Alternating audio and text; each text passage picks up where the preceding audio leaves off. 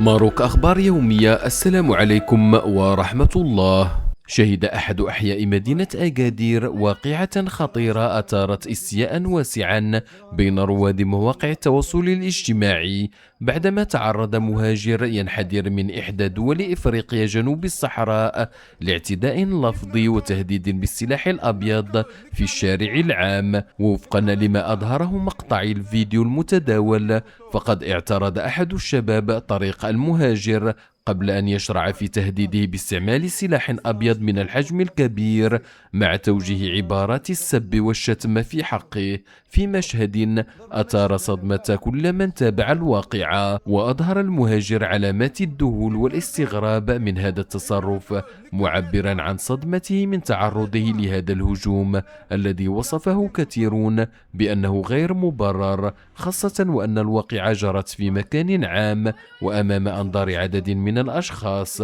وقد أثار الفيديو موجة واسعة من التفاعل على منصات التواصل الاجتماعي، حيث عبر عدد كبير من النشطاء عن استنكارهم لمثل هذه التصرفات، معتبرين أنها تمس بالإحساس بالأمن وتسيء إلى قيم الاحترام والتعايش.